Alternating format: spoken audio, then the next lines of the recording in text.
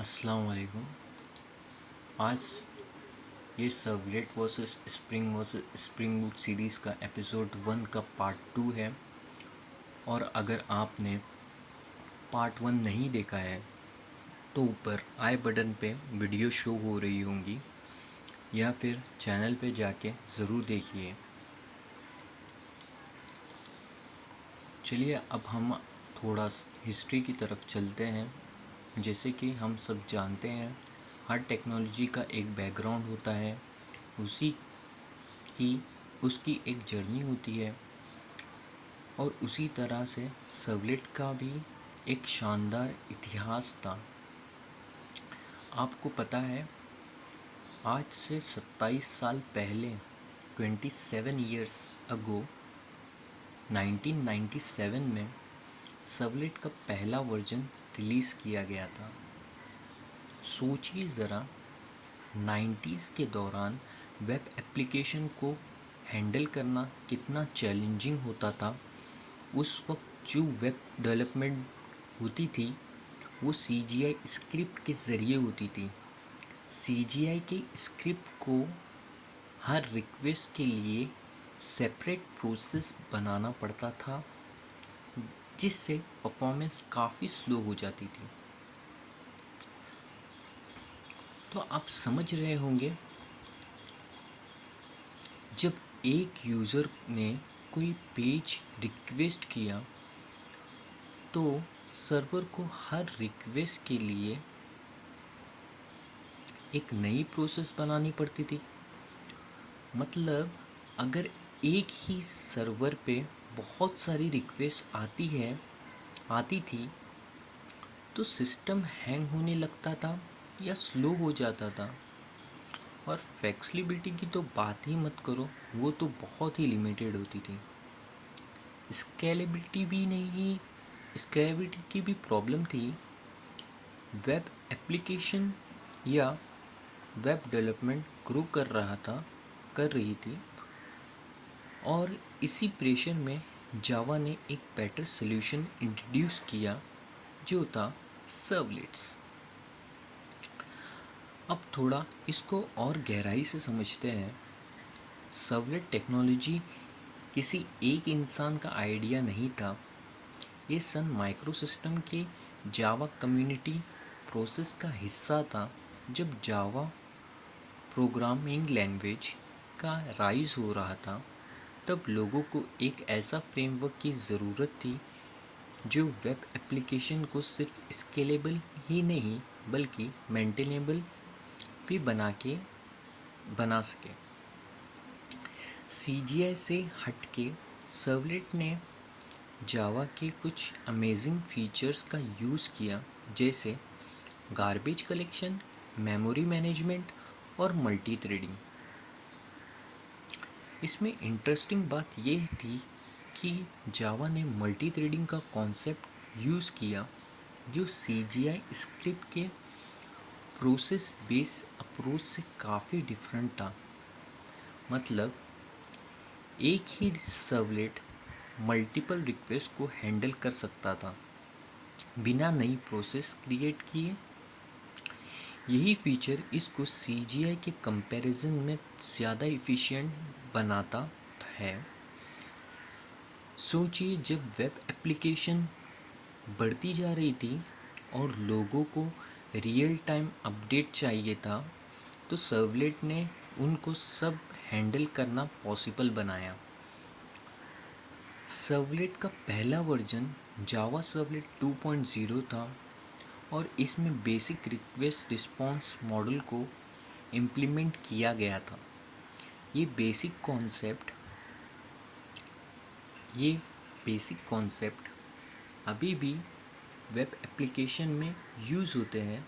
जैसे आप प्रोजेक्ट बनाते होंगे, उसमें ये यूज़ किए जाते होंगे। आपको पता होगा, एक क्लाइंट रिक्वेस्ट करता है और सर्वर रिस्पॉन्स देता है। लेकिन आगे चल के सर्वलेट का इवोल्यूशन काफ़ी तेज़ी से हुआ।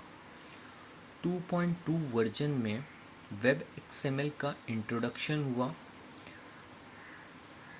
अब मैं आपको बताता हूँ पहले कॉन्फ़िगरेशन कैसी होती थी, हर चीज़ को मैन्युअली सेट करना पड़ता था और कभी कभी कॉन्फ़िगरेशन को ट्रैक करना मुश्किल हो जाता था। इसी वजह से वेब एक्सएमएल को लाया गया, जिससे ये काम सिंपल और ऑर्गेनाइज बन गया।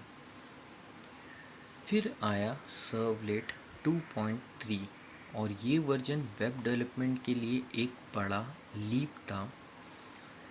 इस वर्जन में JSP यानी जावा सर्वर पेज का इंटीग्रेशन इंट्रोड्यूस किया गया। अब JSP ने डेवलपर्स के लिए HTML और जावा को कंबाइन करना और डायनेमिक कंटेंट जनरेट करना बहुत आसान बना दिया। उस वजह से अब आपको अलग अलग टेक्नोलॉजी में कोड लिखने की ज़रूरत नहीं थी। एक सिंगल JSP पेज में आप जावा कोड लिख सकते थे और डायरेक्टली HTML के अंडर उसे यूज़ कर सकते थे। ये इंटीग्रेशन काफ़ी पावरफुल फीचर था उस वक्त के वेब डेवलपर्स के लिए।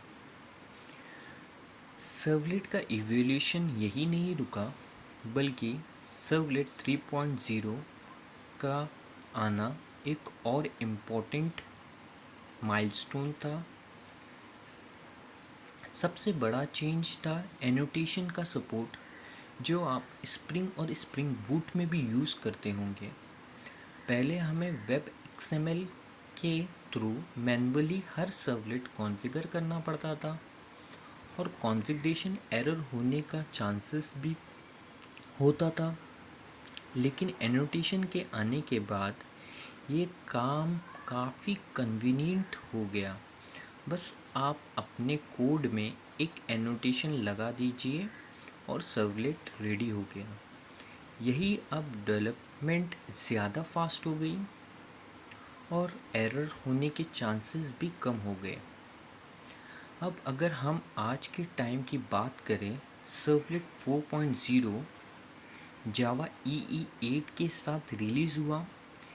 इस वर्जन में HTTP2 का सपोर्ट दिया गया, जो आज के मॉडर्न वेब एप्लीकेशन के लिए काफ़ी क्रिटिकल फीचर है।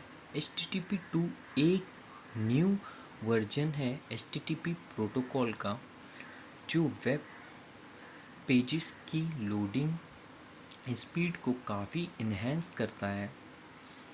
इसके थ्रू सर्वर और क्लाइंट के बीच ज़्यादा इफ़िशिएंटली कम्युनिकेशन हो सकती है, जो आज के हैवी वेब एप्लीकेशंस के लिए ज़रूरी होते हैं।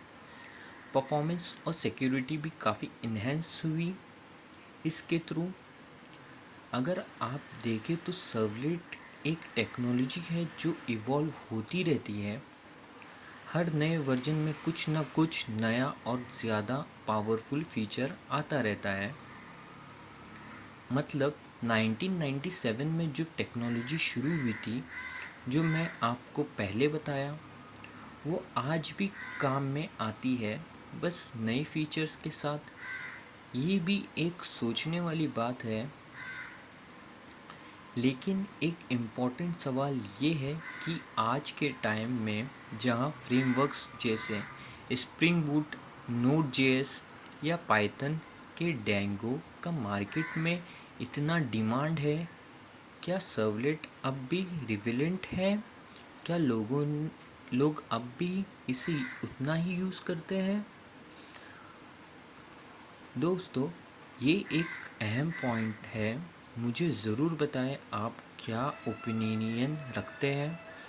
आपको क्या लगता है, क्या आज भी सर्वलेट्स उतना ही इम्पोर्टेंट है जितना पहले था, या नए फ्रेमवर्क्स ने सर्वलेट का रोल रिप्लेस कर दिया है? कमेंट्स में आपका फीडबैक ज़रूर दें। मैं आपके रिव्यू सुनने के लिए एक्साइटेड हूँ। तो दोस्तों, ये था सर्वलेट का इतिहास और हिस्ट्री। इसका इवोल्यूशन हमने देखा, कैसे एक टेक्नोलॉजी ने CGI को रिप्लेस करके वेब डेवलपमेंट को चेंज कर दिया। अगले पार्ट में हम देखेंगे सर्वलेट का बेसिक काम कैसे होता है, सर्वलेट का रिक्वेस्ट और रिस्पॉन्स का मैकेनिज़्म क्या होता है, और सर्वलेट लाइफ साइकिल के बारे में भी डिस्कस करेंगे। अगले पार्ट में काफ़ी इन्फॉर्मेटिव होगा, तो उसे ज़रूर देखें। अगर आपको ये वीडियो पसंद आई है तो लाइक ज़रूर करें और चैनल को सब्सक्राइब करें, ताकि मैं और भी इन्फॉर्मेटिव वीडियो लाता रहूं आपके लिए। तो ये था the part of episode 1 of part 2 servlets. मैं फिर से दोहराता हूँ, अगर आपने अभी तक पार्ट 1 नहीं देखा है एपिसोड 1 का, तो वो जाके आई बटन पे क्लिक करके देखिए, या तो फिर आप चैनल पे क्लिक करके वो वीडियो भी ज़रूर देखें। वो भी बहुत मेन वीडियो रहेंगी आपके लिए और इन्फॉर्मेटिव होंगी। ओके।